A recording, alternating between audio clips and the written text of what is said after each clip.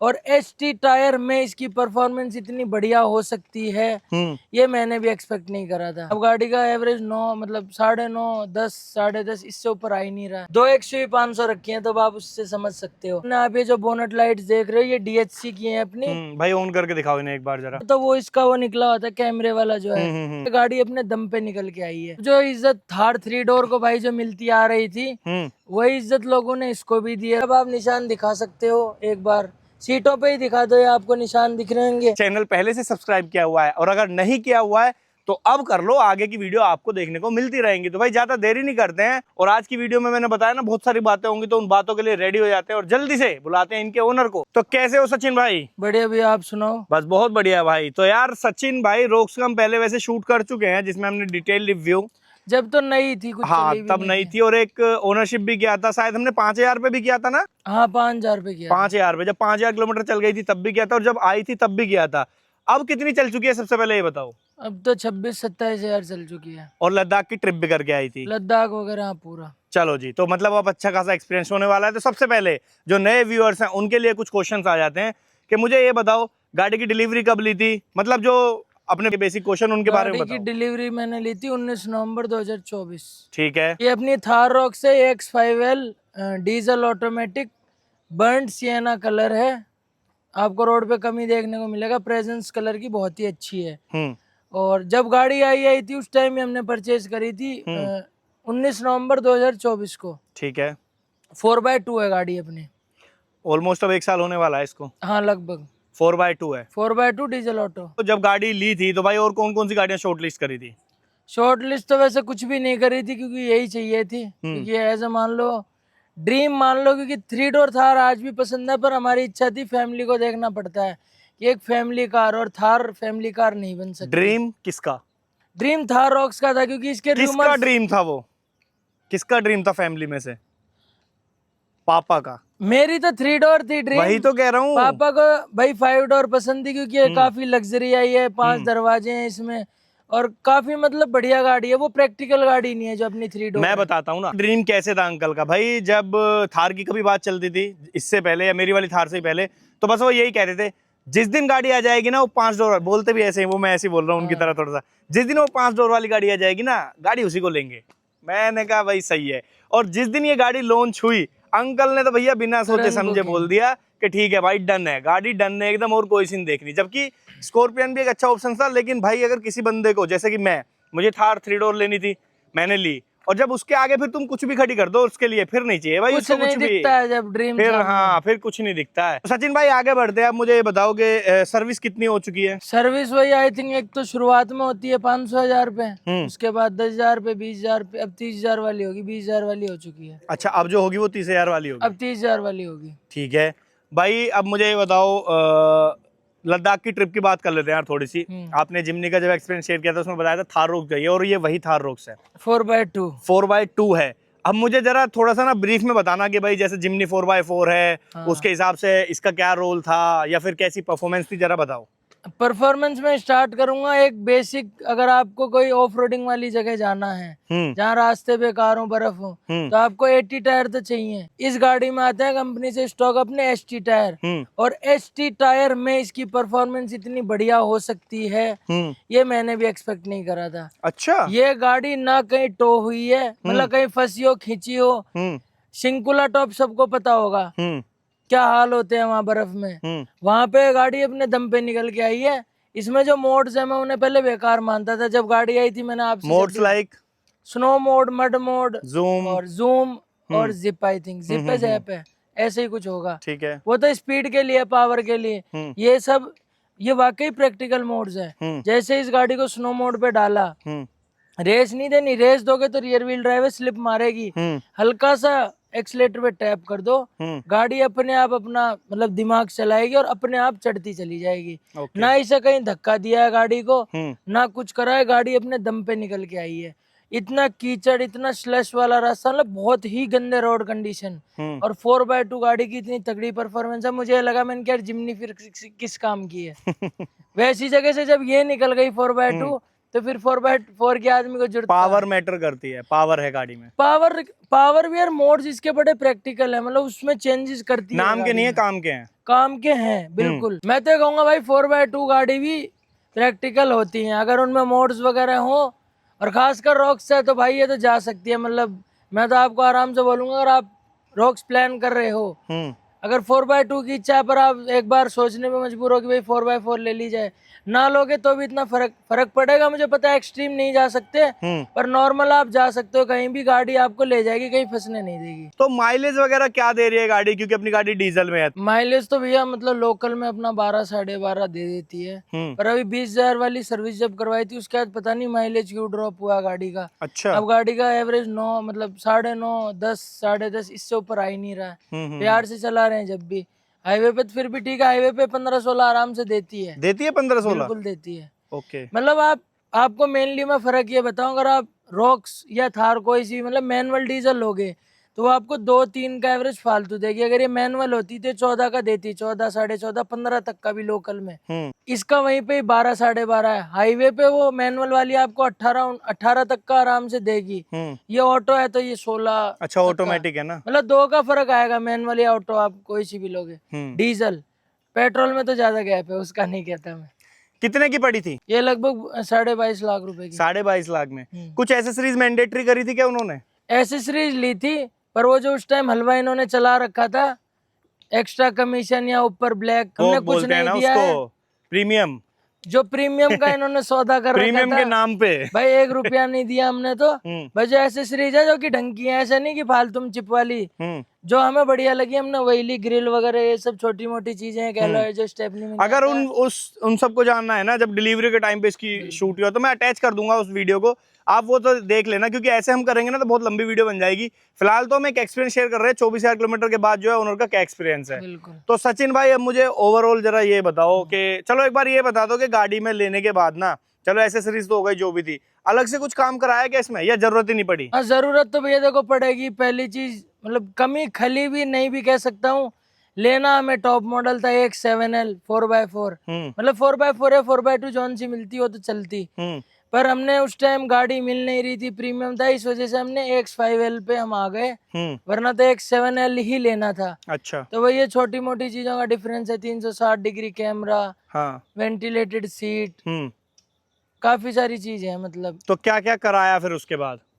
अब वो तो करवाना तो खैर उसमें भी पड़ता, पर मैं आपको मोटा मोटा बता देता हूँ। तो मेरे फॉग लैम्प मैंने डलवाए हैं, फॉग लैम्प डले हैं, रेस मार्क के हैं ये, और 180 वॉट के हैं। हाई लो बीम वाले हैं, पर इसमें हाई बीम एक्टिवेट नहीं होती है क्योंकि वायरिंग कट करनी पड़ती है, तो मैंने नहीं करवाई, ओनली लो बीम पे है। ठीक है। उसके बाद ये एसेसरी है तो महिंद्रा जेन, ये तो खैर एसेसरीज ये ब्लेड्स लगवाए हैं, मतलब ताकि थोड़ी सी एग्रेसिव लगे गाड़ी। और उसके बाद ये फ्रंट स्किड प्लेट लगवाई, ये भी महिंद्रा जेन है। ठीक है। और ये क्रोम नहीं sorry piano black applique fog lamp के बगल में। ओके। उसके बाद ना आप ये जो बोनट लाइट्स देख रहे हो, ये DHC की हैं अपनी। भाई ऑन करके दिखाओ इन्हें एक बार जरा। बहुत ही तगड़ी लाइट है ये, भाई इतने भाई ऑन कर रहा है, मैं आपको बता देता हूँ इसकी नंबर प्लेट नहीं है, और जो इसके ब्लैक शीशे हो रखे हैं सिर्फ इस वजह से है, अभी थोड़ा सा हमने शूट के लिए, हमें ना ब्लैक शीशे चाहिए थे एक रील बनाने के लिए, इसलिए कराए हैं, तो बाकी रिकमेंडेशन बिल्कुल नहीं है। तो देखो सबसे पहले तो ये DRL का वो देख लो, DRL कुछ इस टाइप की दिखती है। बाकी DHC पे आ जाते हैं, ये है इनकी लाइट, इसमें कुछ फ्लैशर वगैरह? फ्लैशर नहीं है इसमें भी, ये प्रॉपर मतलब हाई लो बीम के साथ आता है, पर मैंने हाई बीम एक्टिवेट करा रखी क्योंकि इसमें ऑप्शन नहीं था सिर्फ हाई लो करने का। थ्रो कैसा है? थ्रो बहुत ही तगड़ा है, आप इसकी तरफ देख नहीं सकते। कितने की लगी थी? 15,000 रुपए की। 15,000 रुपए की, ठीक है। सचिन भाई एलॉय जो इसमें पीछे आता नहीं है, और मैंने अभी गाड़ी में पीछे एलॉय देखा है, तो वो एलॉय कहाँ से आया? ये एलॉय भी हमने कंपनी से परचेज करा था, लगभग 15,000 रुपए के उसमें आता है। और ये मैंने रिफ्लेक्टर चेंज करवाए हैं। ये मैंने पियानो ब्लैक एप्लिक, ये भी महिंद्रा जेन है। ये जो ग्रिल है ये भी महिंद्रा जेन है। ओके। एक चीज आपको कुछ अलग दिख रही होगी यहाँ, वही तो कि इसमें जब वो आता है ना, वो स्टेपनी जो आती है उसमें एलॉय नहीं होता। X5L में भाई वो टुंडा सा निकला होता है, वही कहूंगा, और कवर लगा हुआ होता है। तो भाई जब 15,000 रुपए डाल के कवर लगाऊं, कोई सेंस नहीं है उस बात का। नहीं, बिल्कुल नहीं। तो वो हटाया तो वो इसका वो निकला होता है कैमरे वाला जो है। मैंने कि इसका कुछ करा जाए, तो मैंने YouTube वगैरह पे देखे, एक भाई है उनकी वीडियो वगैरह देखी थी, तो एक 7L की जो किट आती है ना, मतलब पीछे का ब्रैकेट चेंज होता है, ब्रैकेट चेंज होता है और ये कैप आती है, तो मैंने इसका ब्रैकेट वगैरह चेंज करवा दिया, इसे 7L में कन्वर्ट कर दिया, मतलब इससे। तो अब ये गाड़ी बहुत ही प्यारी लग रही है पीछे से। बिल्कुल प्यारी लग रही है भाई। और ये पियानो ब्लैक एप्लिक है, ये भी कंपनी से ही है। अच्छा, हैंडल्स पे जो है। हाँ, और ये है, ये भी कंपनी का ही है, थार की जो ये आती है।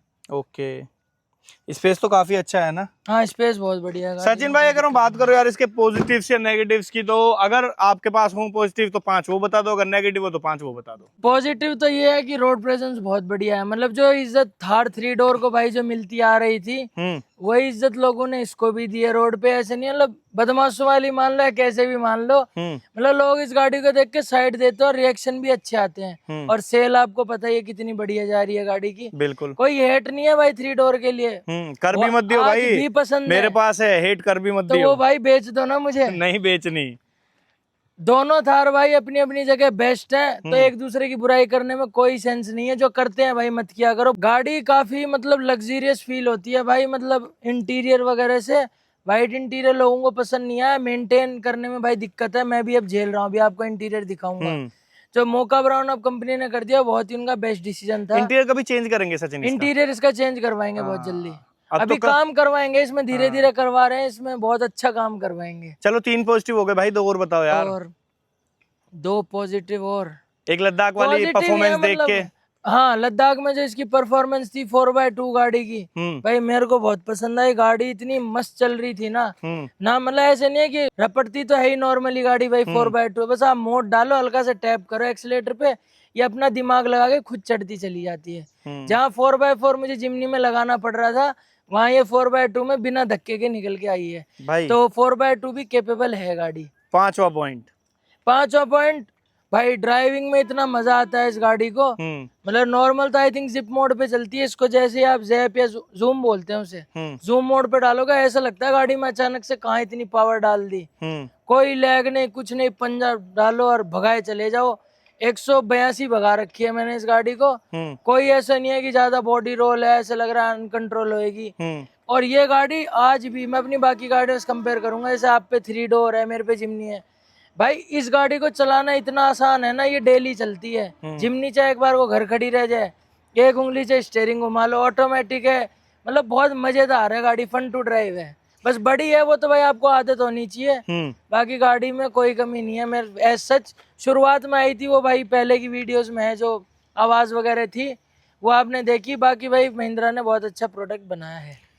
इंटीरियर में ऐसा क्या है जो आपको लगा हो गया यार ये चीज ऐसे नहीं होनी चाहिए थी? कमी भाई अब बोल रहा हूँ, उस टाइम तो मेरे शब्द कुछ और थे, पर भाई थार जैसी गाड़ी में इंटीरियर मेंटेन करना हार्ड है। और ये जो कलर अब आप निशान दिखा सकते हो, एक बार सीटों पे ही दिखा दो, ये आपको निशान दिख रहे होंगे।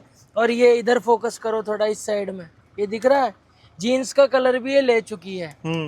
तो भाई इंटीरियर बहुत ही हार्ड है मेंटेन करने में। देख रहे ये निशान वैसे महिंद्रा वालों ने मारे हैं ज्यादा, तो ये जो निशान दिख रहे हैं काम करने में हमने इतने नहीं हुए, पर इंटीरियर अब वो खैर उन्होंने रिजॉल्व भी कर दिया, आपको पता है, इंटीरियर चेंज कर दिया।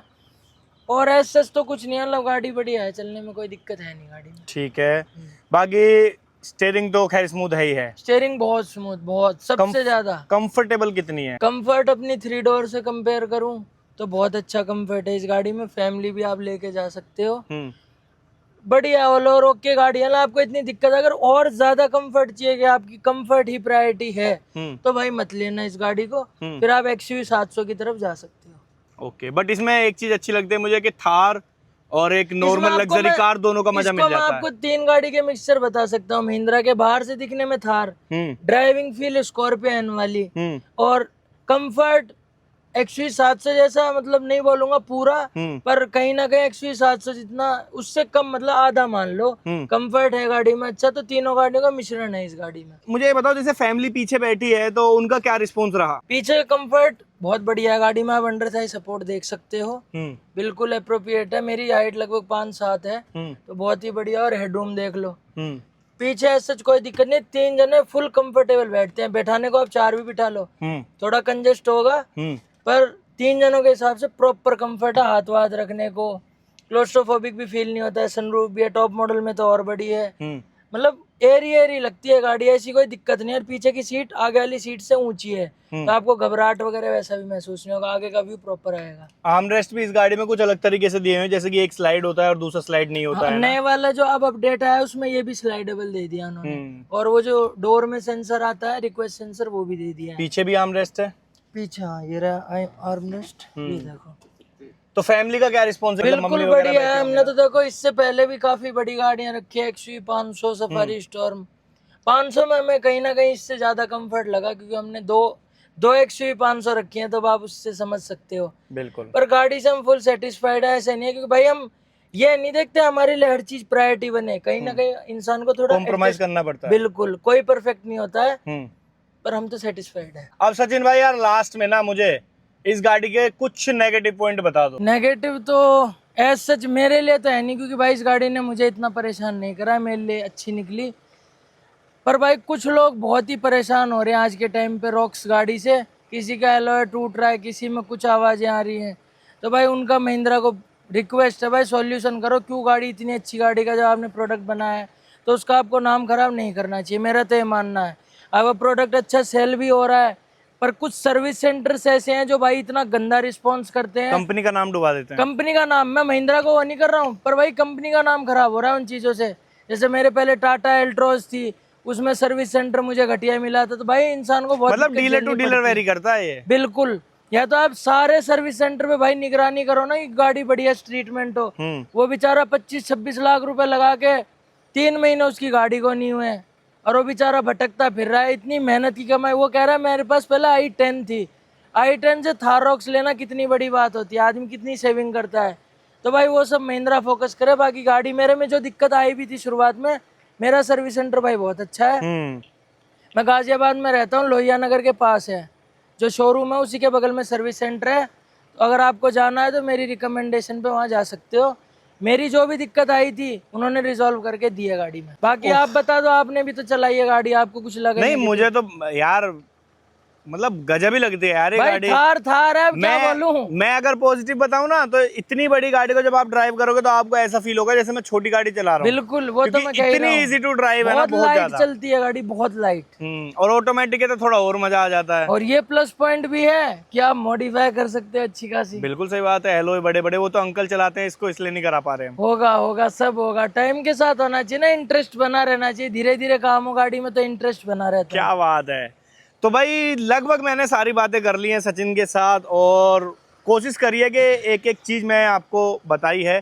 अगर कुछ फिर भी रह गया है, आपको कुछ डाउट है, कुछ पूछना हो तो आप कमेंट सेक्शन भाई खाली है, बिल्कुल आप जाओ, खाली इन द सेंस के भर दो उसको, और उसमें जाके आप पूछ सकते हो कुछ भी।